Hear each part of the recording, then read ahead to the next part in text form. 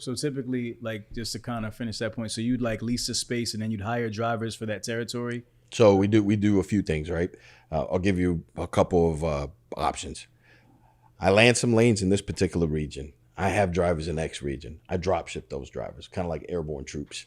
Hey, are you guys willing to travel on the road for the next month? I'm going to house you. I'm going to put you down there. You guys are going to launch this. You're going to launch to give us time to be able to run it on our own. Yeah. We also have strategic partners with brokerages. So these brokerages go out there, and if we need to subcontract for a 30-day time frame, we negotiate rates below our bill rate to ensure that we have profitability, right? Yep. But they have the capacity already in-house. In the meantime, we go out there, recruit, build, and run our own enterprise. There are times where the dynamic nature of that particular operation calls for a brokerage type scenario instead of a dedicated transportation piece.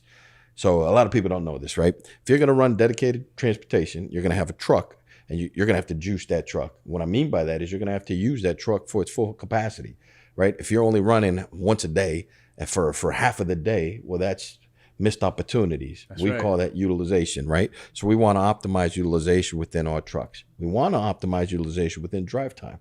If you're only allowed to drive 11 hours, right? Well, we build all our routes to be around 9.5, 10 hours.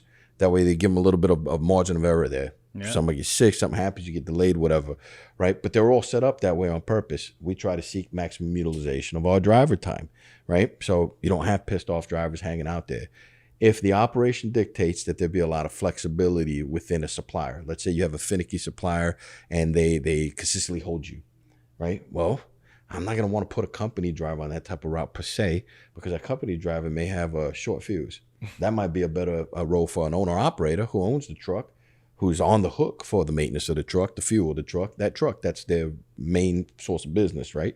So I might supplement an owner-operator leg within a relay that ties to dedicated transportation guys that are W-2 to us, right? So we build all of these different configurations that are optimal to service the client and to, I wouldn't say appease, but to fulfill our mission to our drivers to ensure that they have that work-life balance.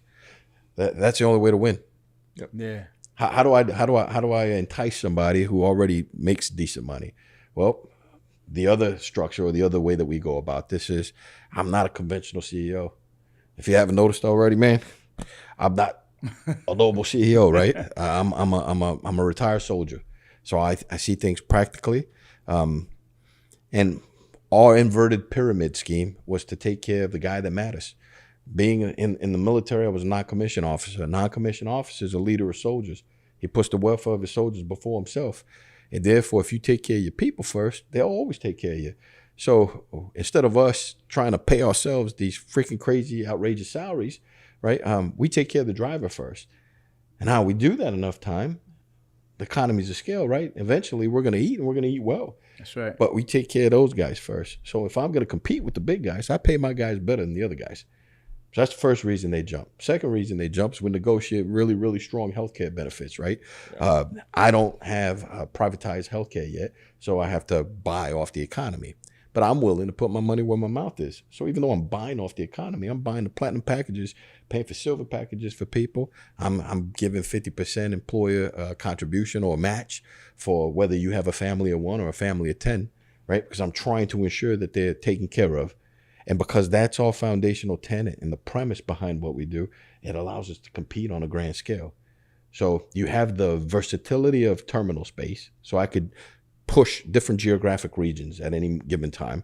You have the ability to drop ship capacity where it doesn't exist at times. You have strategic partnerships with brokerages that help navigate some of these ebbs and flows and volume fluctuations. Then you have the purchasing of your assets, engineering and designing your own route systems so that you can hire your drivers and provide them the proper insurance, entice them with the best pay. And now you have a disruptor in the transportation industry. Yeah. How do I